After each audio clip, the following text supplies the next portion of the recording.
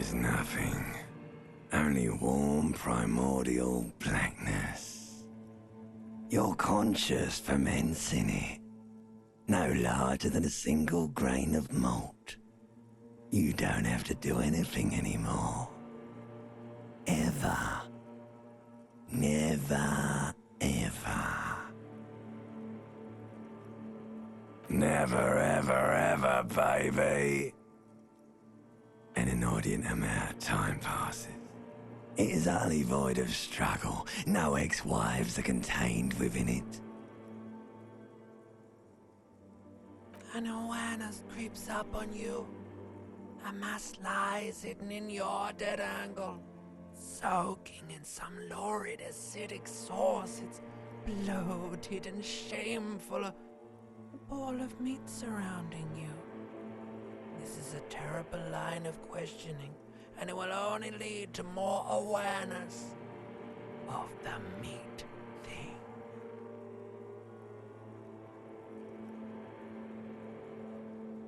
Ex-love, ex-tenderness. It is foolish of you to resurface to the loss. Not after all the damage you suffered to get here. Some of it irreversible. Stay. Sail with me through the abyssopelagic zone. Alright, nothing town to fuck all borough.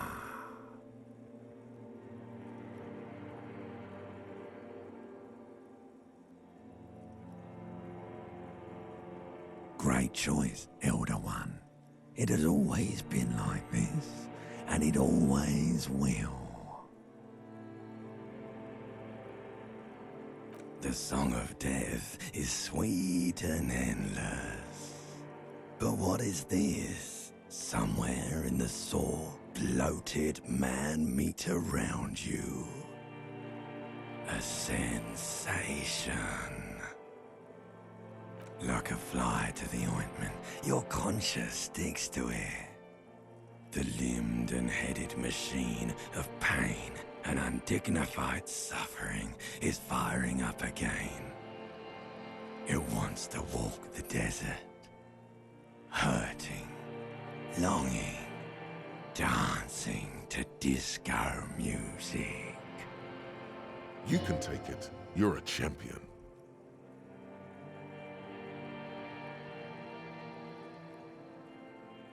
The stench of liquor rises from your mouth, and with it, an ungodly headache.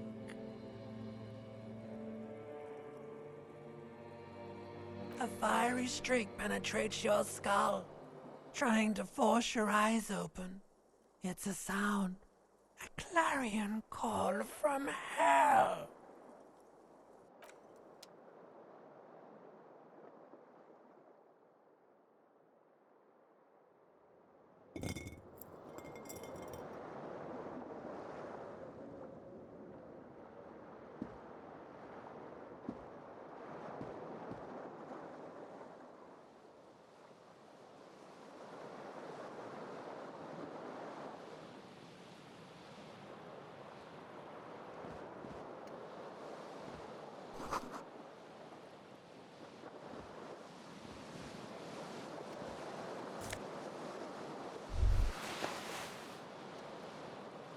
You hear a jingle. Keys are clinking in the pocket of your flare-cut pants. It says, whirling in rags, on the aluminium keyring. There is a single key on the ring. The number 1 is etched on it. It should open the door.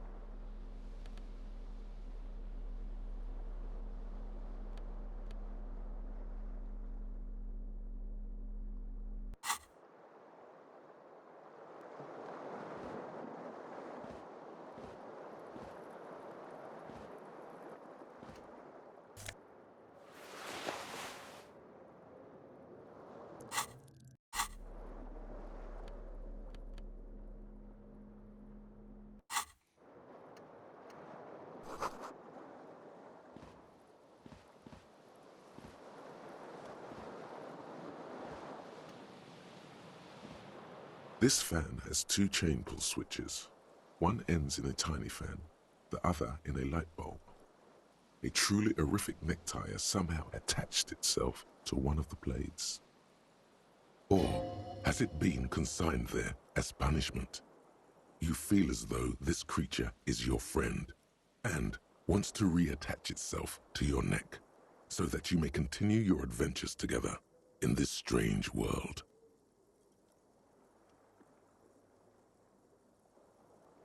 The blades come squeaking to a halt. It should be easier to reach the tie now. You swoop up and catch the tie. Snap! It's released from the blade. Warning, warning, the necktie is no longer contained. What you have in your hand is a fantastically colorful tie with 4 or 5 different patterns. The knot reminds you of a noose.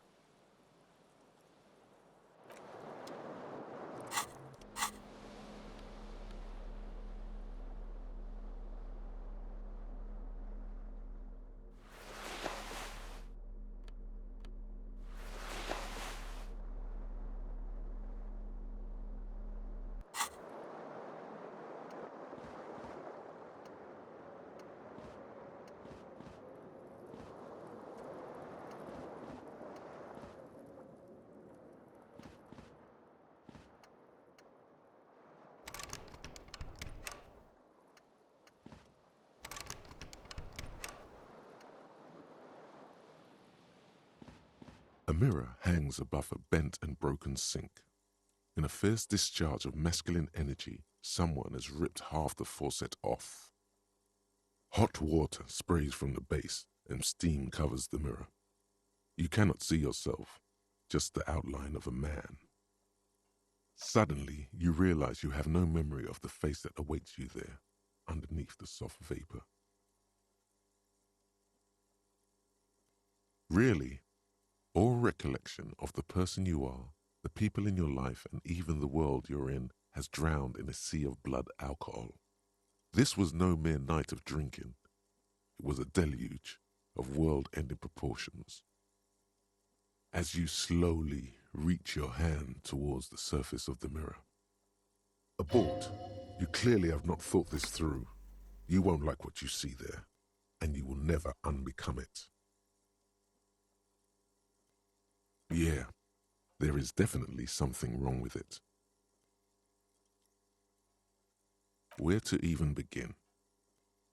There is the bloatedness, then the swollenness. It's like there's an upholstery of alcohol underneath your skin.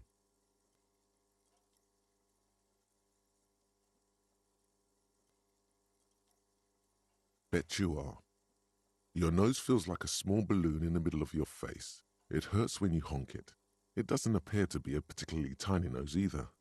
Not with all the drinks it's absorbed for you. It's not. It's swollen and snail-like, wriggling between your fingers. Don't be scared. It's only your face. It's not like anyone's going to see it. Behold. You have no idea who this thing is, do you?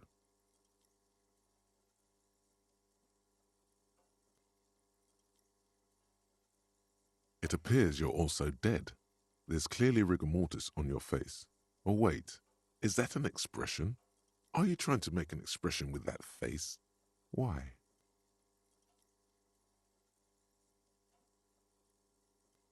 Please stop. It's horrible. You're scaring yourself. Oh my God. You can't stop. It's like it's not even voluntary anymore.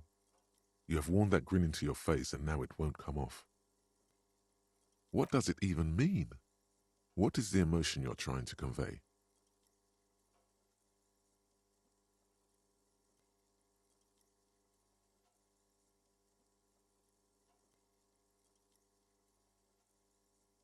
You should check yourself for a pulse, superstar. From here it looks like a cadaverous spasm. Good call. Go ahead and try something if you like. Or, Stop staring into the mirror.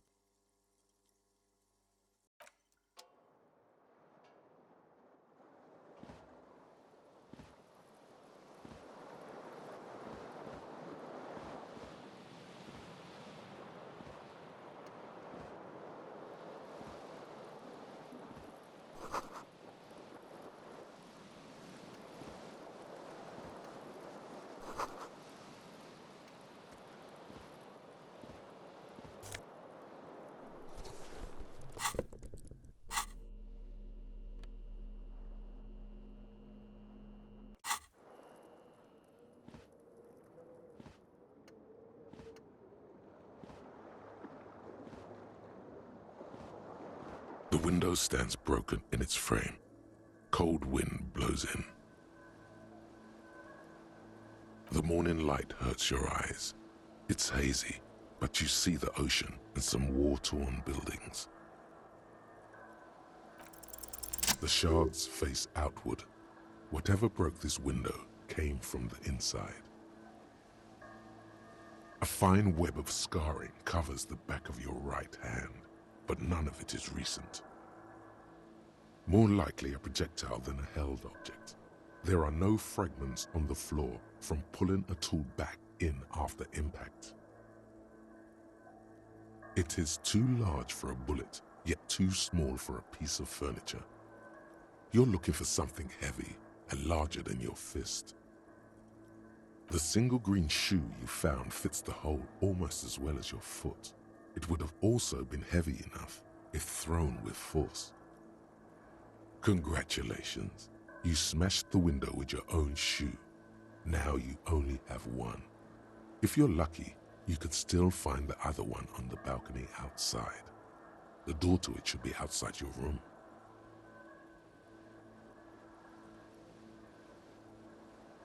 A cool wind gushes in. Your toes curl up from the cold.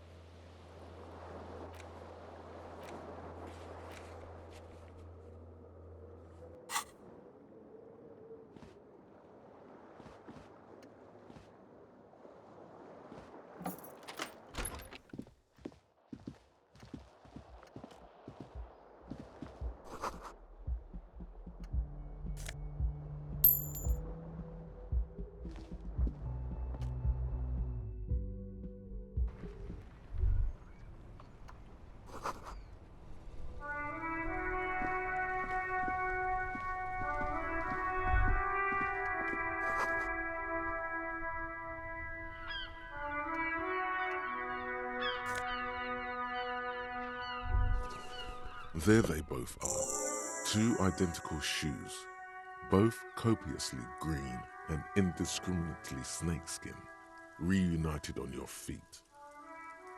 Good, they're balanced, comfy. Feels like the only good thing about you right now, truth be told.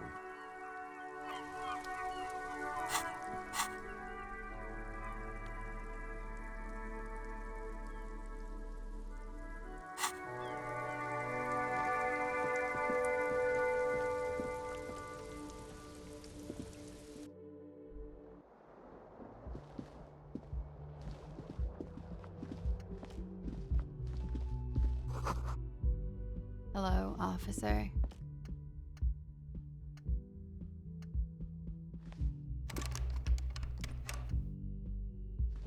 The young woman raises a cigarette to her lips.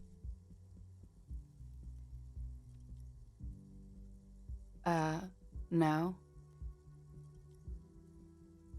There's only one solution to this. You're a businessman.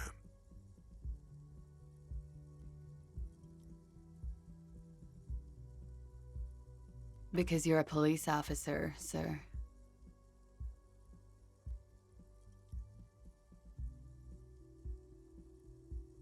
Okay, cool. I won't. She means it.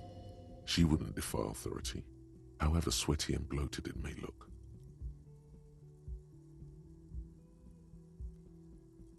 First, I have to ask, are you okay, sir?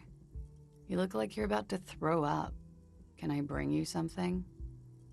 She's right. Something wants to come out through your mouth, but you can keep it down because your body does not control you.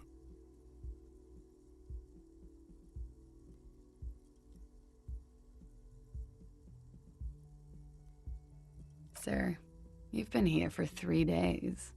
On official police business, as you put it. Couldn't say.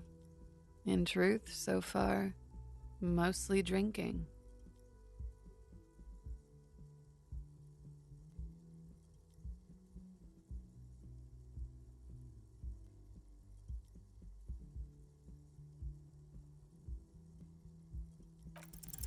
The words have already left your mouth.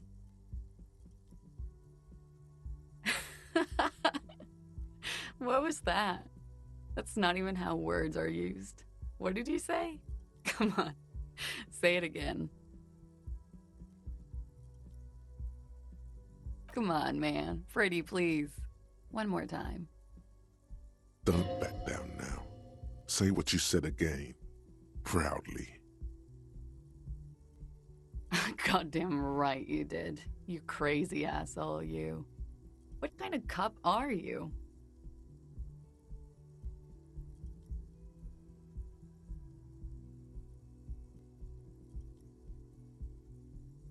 Okay, that's cool. Or if I can just maybe ask you to elaborate on that superstardom a tiny bit.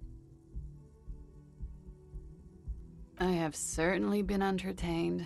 Thank you. Whatever you are, you should stick to it. Otherwise, it's gonna suck for you later when you have to interrogate me.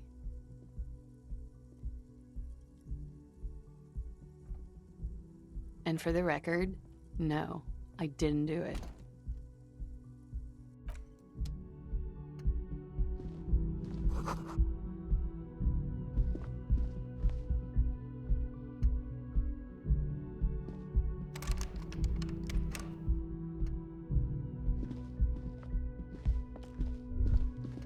You should pick that fat, juicy cigarette butt from the tray, light it up, and smoke the living shit out of it.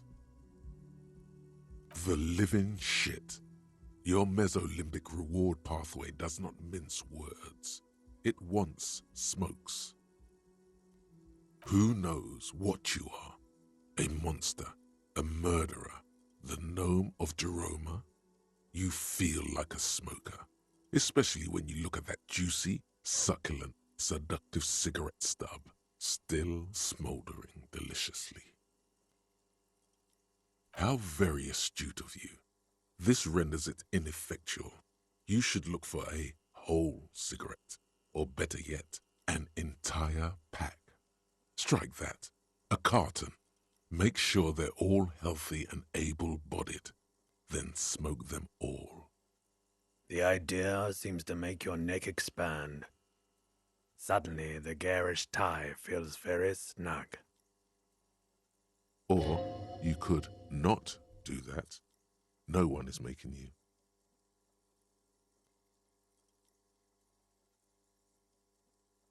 Good.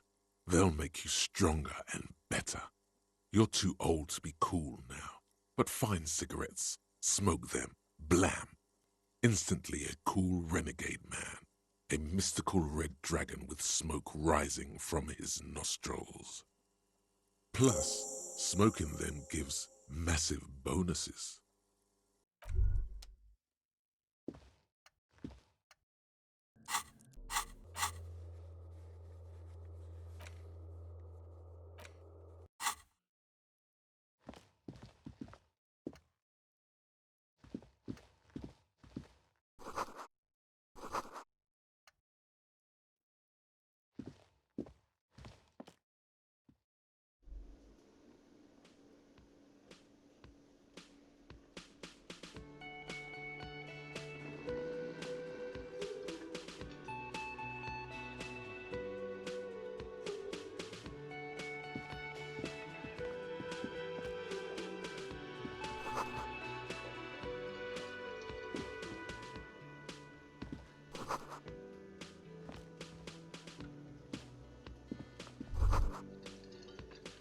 You should totally sing karaoke here, the first chance you get. Your emotions need to be expressed. People need to know your vast, oceanic soul.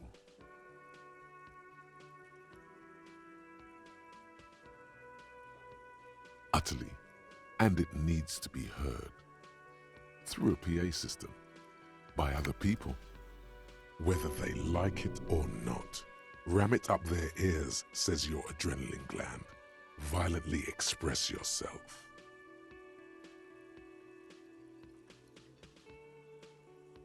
Who is mistakenly identified as a cop for his prominent jawline? Yes, sounds likely. You should probably go on stage and pose for a moment when you're done with this thought. See if it works. You have not yet stumbled on the right lamentation, but it's out there. It'll come to you. You will wreak havoc with it. Don't worry.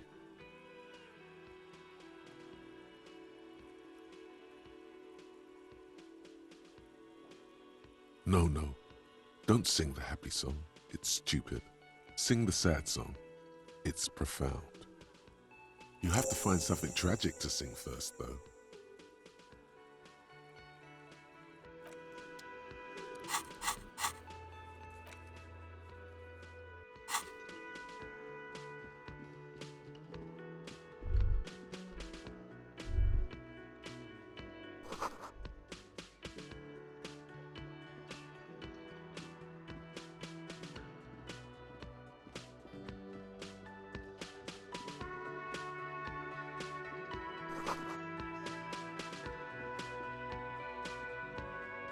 As you approach the door leading out of the hostel, the bespectacled man in an orange bomber jacket turns to you. Excuse me. I think you may be the person I've been waiting for. If an assault were launched on this building right now, if the windows came crashing down and the whole world descended upon you, this man would hurl himself in death's way to save you. You are sure of this, but why? He is your half-brother. Hello. I'm Kim Kitsuragi, Lieutenant, Precinct 57. You must be from the 41st. You realize he's waiting for your name. This is your chance to come up with a really good name for yourself. Get creative. Conceptualize. Okay then. It looks like we had a little scheduling error on Sunday. Saturday too, actually. Have you had time to talk to the manager here?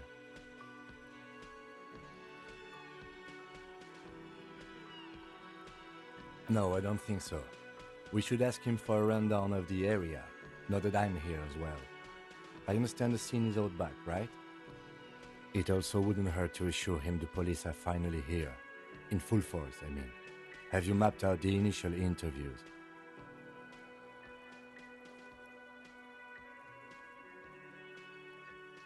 At the 57th, we like to prepare an initial list of persons of interest, and then just skim the surface. Prepare the field, get to know the players. You don't do that? Maybe it's not an inter-district practice.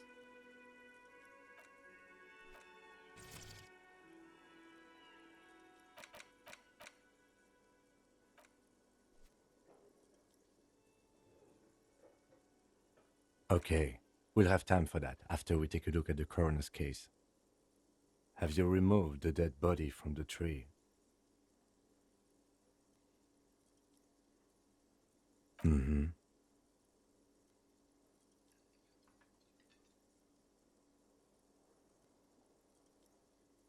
Sure. But did you take it down from the tree?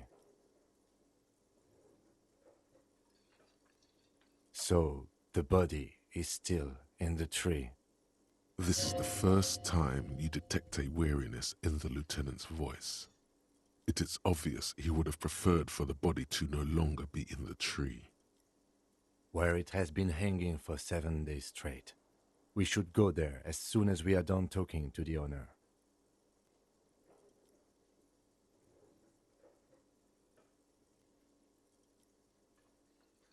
I can see you drank last night and the night before, and that you are still drunk now. But I have seen officers go through worse. Much worse. If you need something for your headache, there is a general store nearby. But as I said, the dead body should be our #1 concern. A painkiller would be good about now. This thing is pulsating with discomfort. The best cure for a headache is, of course, morphine. They won't have that, so cigarettes will have to do. After you, officer. If you're about to embark on an investigation, shouldn't you have a badge? You mean you don't have a badge? Losing your identification card is a serious matter. My vehicle has a shortwave. You can use it to report your badge missing. I advise you to try to locate it as quickly as possible, but getting the body down should still take precedence. Lieutenant Kitsuragi is now in your party. You can talk to him whenever by interacting with him.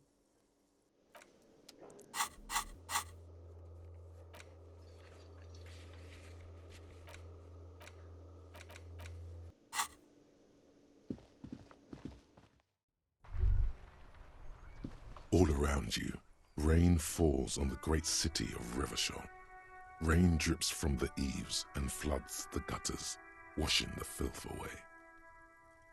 The spring thaw must be here. The snow is melting.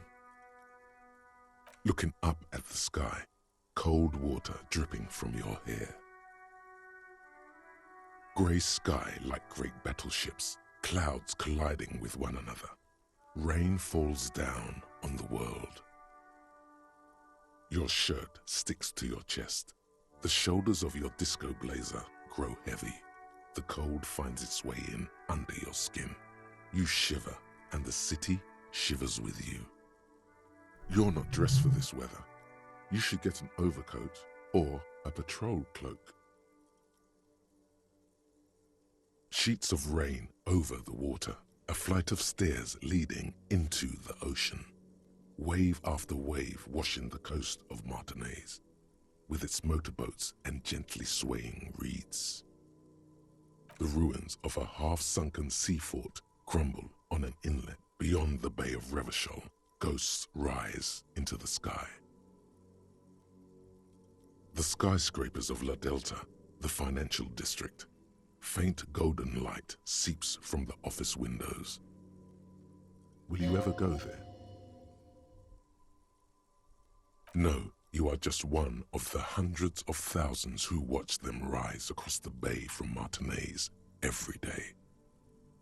Urban coastline, rain dripping off Eternite-covered roofs, cinder blocks left over from half-finished construction, a defunct research and development building, once seized by revolutionaries. An old wooden church stands on stilts above the water. Coal City, end of all lines. Your hair is an oily mess flecked with ash from neighboring coal plants. Smokestacks rise somewhere in the distance. This rain will not let up anytime soon. You should get a raincoat. There's a freight to the east. They sell them there.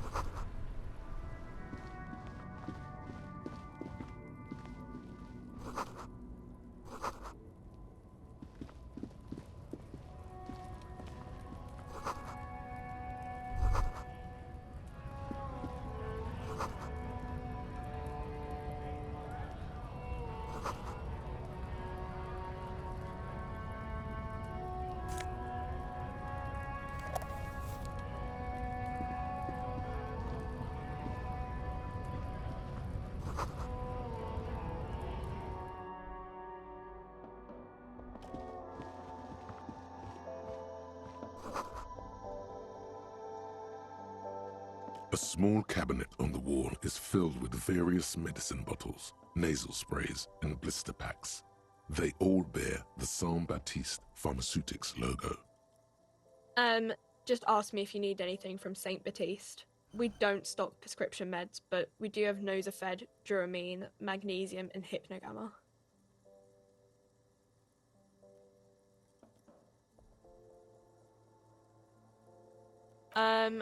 I don't know. Let's see. Nosafed is a nasal spray. Duramine is a really good painkiller. Magnesium is a dietary supplement. Hypnogamma is... I don't really know what Hypnogamma is. I guess it makes you feel less shit. It's recommended to use after lots of partying, studying, or exercising. Uh-huh. St. Baptiste.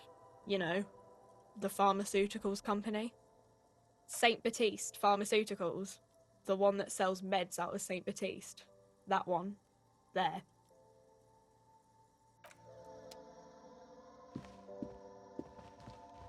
Welcome to Frit. Feel free to look around or something. Everything is out on the shelves. What's that magazine she's reading?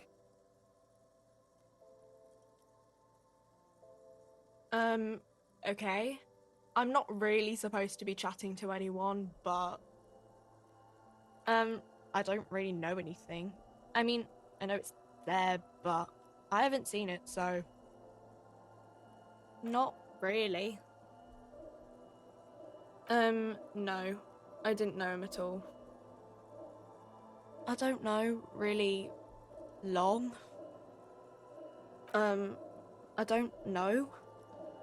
No need to worry. It's just standard procedure for us to ask around. If you hear anything, let us know, okay? Okay. Uh-huh.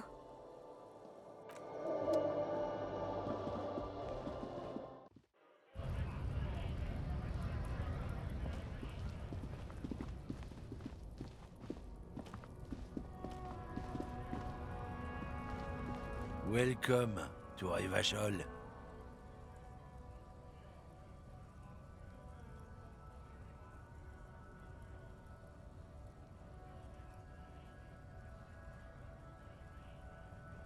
Don't you welcome to Revachol me.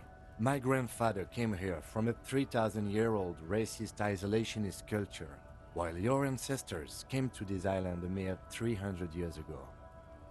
Every school of thought and government has failed in this city, but I love it nonetheless. It belongs to me as much as it belongs to you. It's men like you who keep Revachol divided, making it that much harder for everyone to climb out of this post-war limbo. Oh, come on, man. I just said welcome to Rivachol. It's a lorry driver thing. I know exactly what you meant.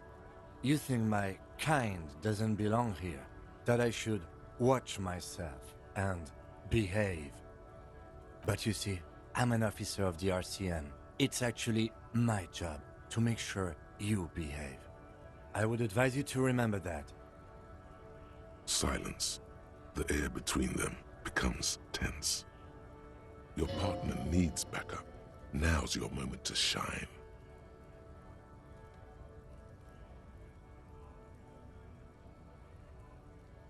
I haven't learned anything I didn't know before.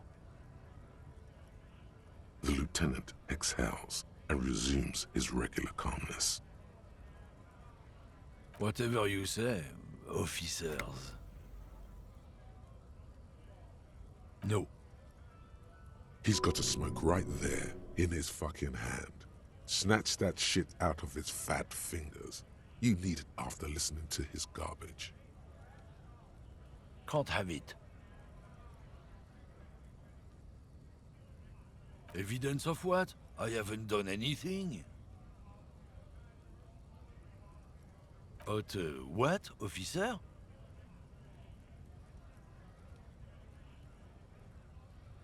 Sorry I couldn't be of any help.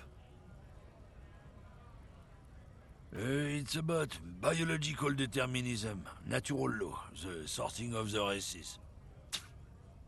Not the most popular topic nowadays, with the coalition in charge and all. You might want to change the topic. That is, bury your head under the sand like common sheep. Change the topic. The way he says it makes it almost sound like a threat. I'm not just racist. Look, I've read books, huh? The science of racial theory has all been proved, even if some people don't want to accept it. People who've studied these things say that you and me are superior by design. So, naturally, we Occidentals should be in charge. Obviously, you can see the merits in that.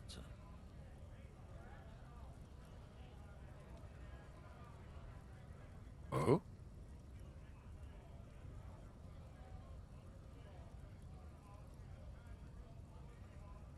Don't push your luck, Runt.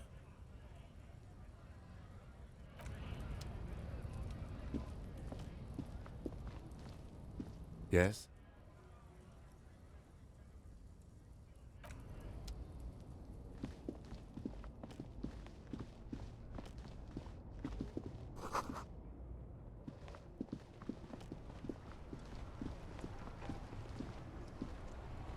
I am a gander and a hunter and a gatherer.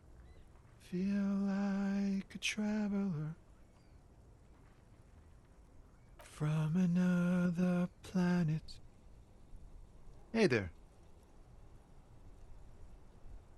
It's the jam, my man. It's a traffic jam for the ages. Harbor gates up the street are shut tight. No explanation given. Workers on strike, scabs agitating, an all-around clusterfuck. Meanwhile, we're all stuck here in long-haul limbo for days upon days upon days. Upon days.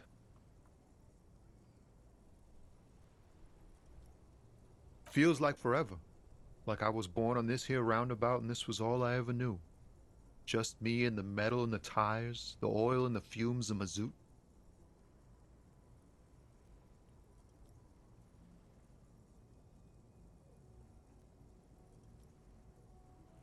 Yeah, imagine.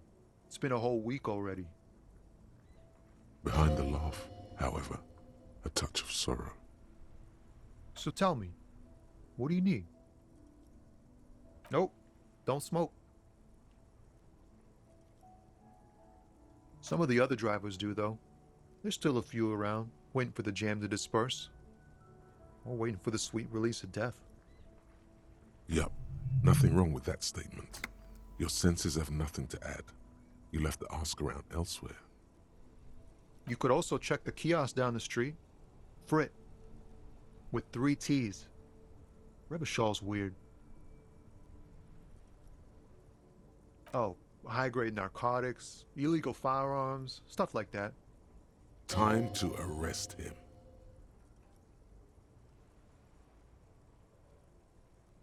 Ha! No, I'm joking, my man. Found runs a nice, clean business. This haul of cargo is mostly sporting goods. You know, tracksuits and that kind of thing.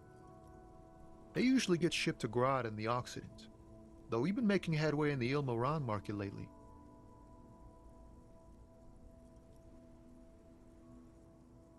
We're pals and all, but I can't just freely hand out the merchandise. The bosses won't be happy. Not unless they've illegalized sports equipment while I was on the road. This rockin' beauty. Sure is, like a rash you can't get rid of. You interested in heavy-duty cargo machinery? Neat. For carrying large quantities of cargo a long distance. These found tracksuits need to find their way to the kids way out in Wamrau and Laurent Bird somehow. There it is again. A little touch of sadness beneath his cool. He thinks he's spent too long in this lorry. The man taps his fingers rhythmically against his arm. Ease into it. Don't go too far. This seems like a personal matter.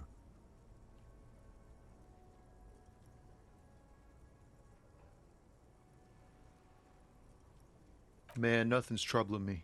Just the usual Lorriman tropes and hopes, the road and the rhymes. This jam ain't helping either. That all the beans you got, Tommy? Damn, it really is hard to talk, man to man.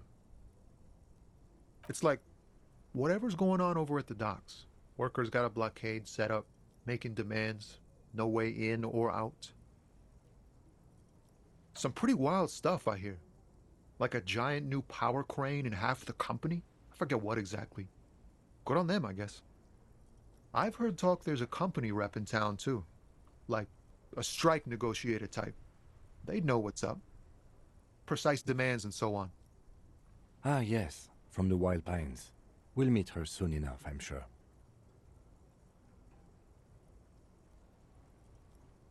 They want to keep that money flowing in, my man. Ka-ching. Anything else? Yeah, this ain't really my area of expertise. I just do my job and get paid. I have things to do and places to be. All of us do. Us lorry drivers. Camionneurs. You still hang around here waiting for this mess to end. Most have scurried off somewhere to get drunk or high. Or laid. Not that I blame them, really. Not my thing. Chasing transient pleasures is a drag these days. I prefer the examined life now. Thinking, reflecting, observing. What's better than chasing transient pleasures? The more transient, the better. When one's ended, you can get onto the next one. He ain't one of us drivers. I know that. All accounted for. Otherwise, I haven't really asked about that. Been wasting time right here. Keep him busy. Analyzing the fundamental structural and psychological conditions of being stranded in the midst of a sea of motor lorries and their sad, despondent chauffeurs. A sense of surprise there ain't more bodies hanging from more trees. Don't be a stranger.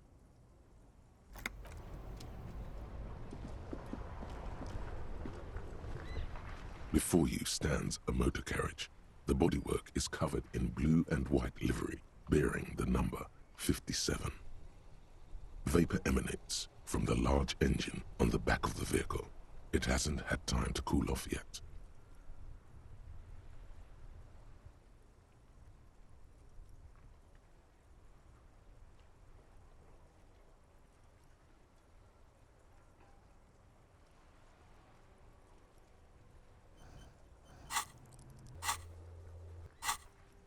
In the cabin, you are welcomed by a set of steering levers, a radio microphone on a hook, a pull-out toolbox under the seat, and the soft glow of the fuel preheater gauge.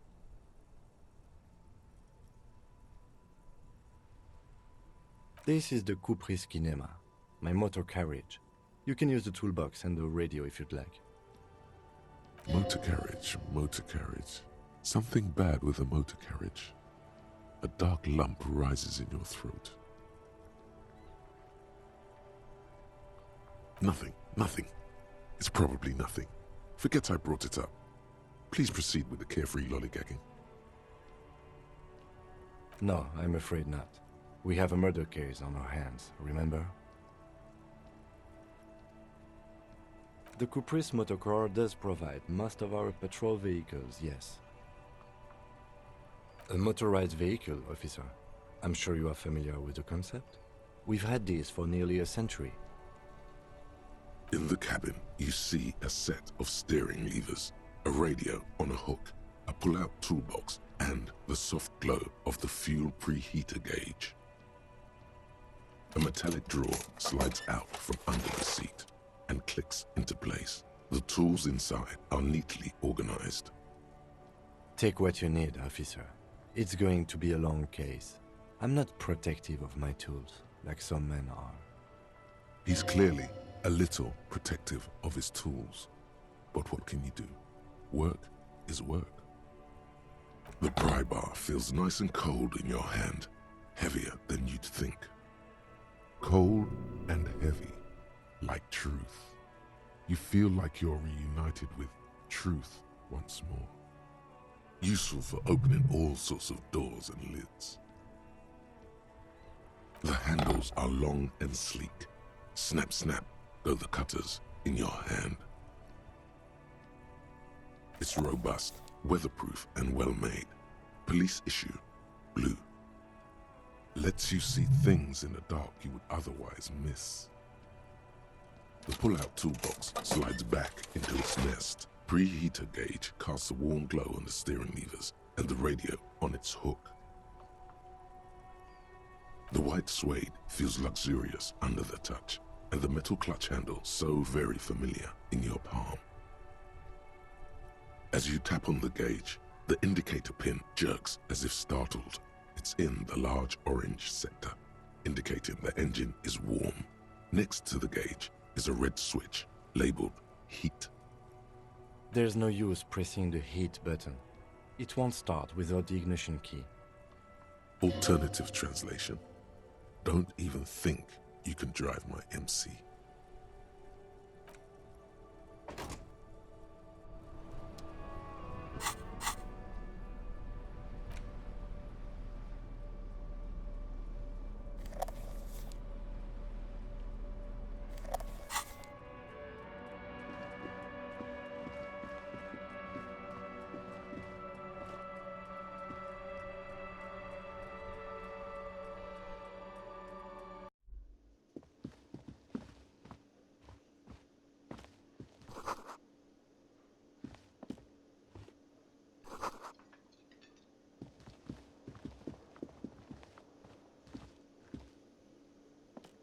A man in his late 20s with a thin, unimpressive beard notices you approaching.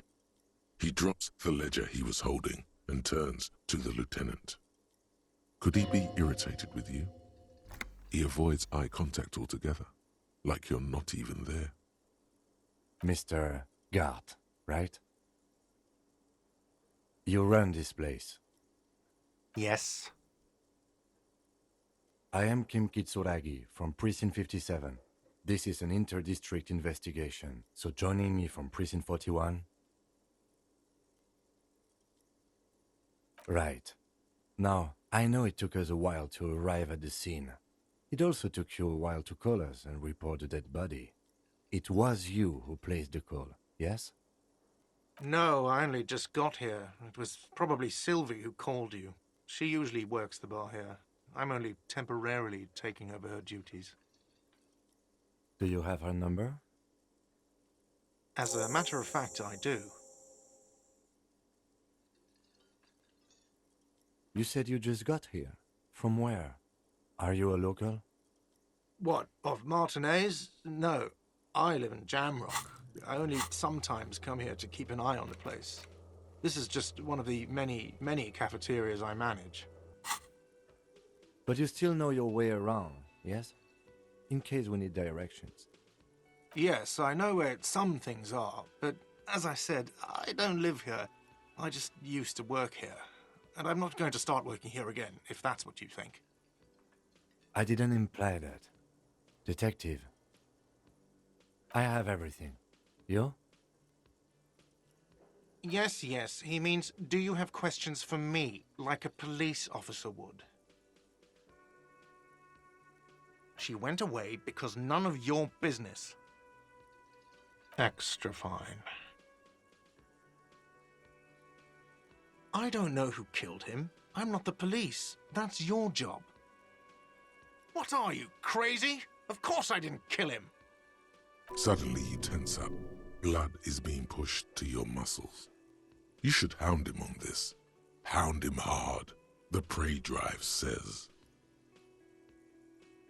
No, I didn't. I didn't. I don't appreciate this. What is this? Do I have to answer him? Is this mandatory? The lieutenant stands motionless, his expression unreadable. What are you, an idiot? I told you I haven't killed anyone. He ignores you. Behind this building, there's a courtyard. They hoisted him up on a tree there. That's easy. See that door there? First you exit through that. Then, to your right, you should see a big hole in the fence. A really big one. You can get to the courtyard through there. No need for the keys. The hole is big enough for the Franco-Nigerian cavalry to fit through. Does he want you to feel guilty of making that hole? It's implied in his voice. No, I'm not the bartender. I'm the cafeteria manager. He's very animated all of a sudden. This is clearly a touchy subject for him. That period of my life is over. Not everyone who stands behind a counter is a bartender, okay? I'm the cafeteria manager. I have 3 cafeterias I manage. 3. Get over it. Why would I have a problem with you? You're a hero cop.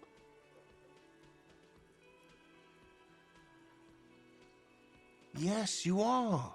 A real decorated hero. What did you not do? First you took the body down, then you solved the murder, then you didn't trash my hostel room. Maybe you even negotiated the strike. Oh, it's not. You're right, it's not. He has no respect for you personally, but this man sees himself as a law-abiding citizen, and you a representative of that law. Let's go. Not so fast. You owe me 130 real. No one is saying the multi-pattern necktie you found tied to the ceiling fan can talk. No one. It must be merely imagination. But Let's bail! Time to push the eject button! Sounds like a responsibility! You don't like those! no, don't listen to him. It's madness. Just talk. Oh, excuse me. You owe me 130 real. The IIR, or Inter-Isolary Real, is the global reserve currency. Whatever part of the world you're in right now, it's safe to assume he means you owe him some money. Wow, you're a genius. Yes, that's right, money. You owe this establishment 130 real. Who does that clown think he is? Arrest him!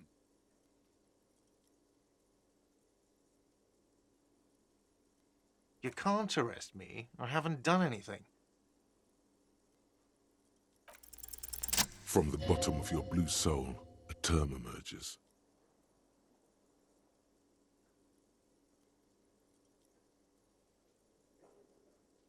But it's not inane.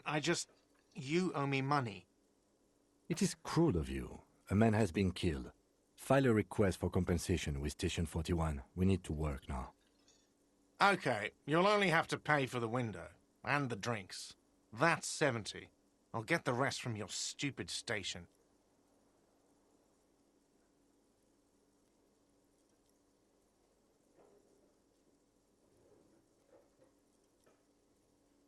The ledger does. The ledger has a memory. The drinks are non-negotiable. There's no way your station will pay for them. Fine, I'll take it off the bill.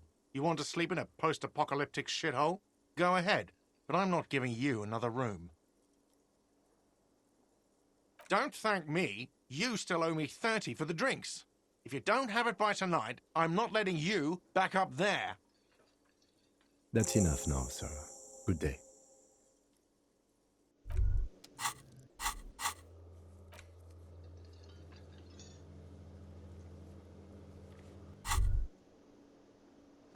By the way, where is home? The address is coming up blank, and this place sure isn't it.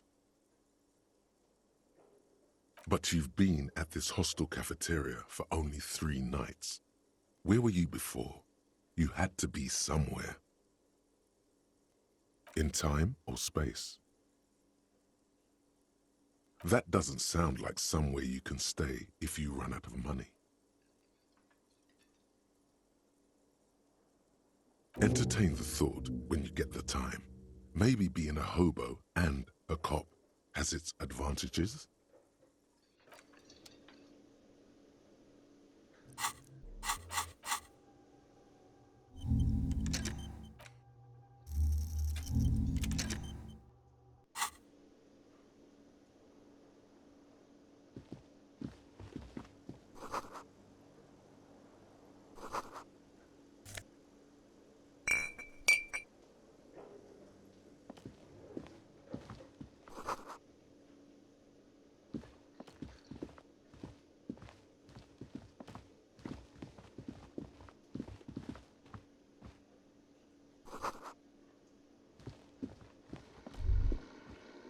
That sugary black rum stain on the counter makes you teary-eyed with joy.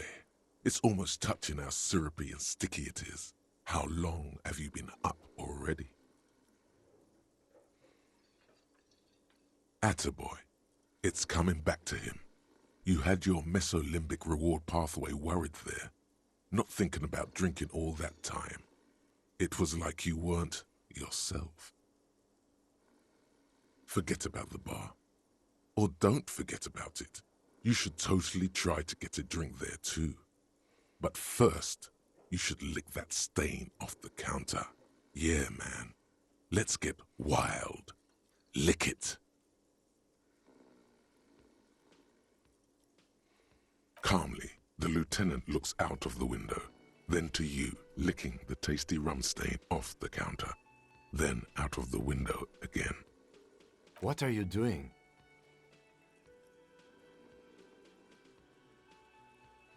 We should move. A real drink would go well with those cigarettes you're looking for.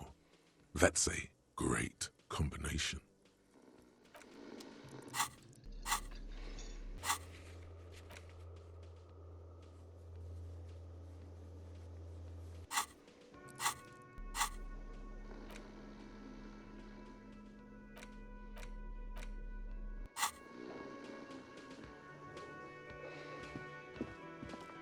Yes?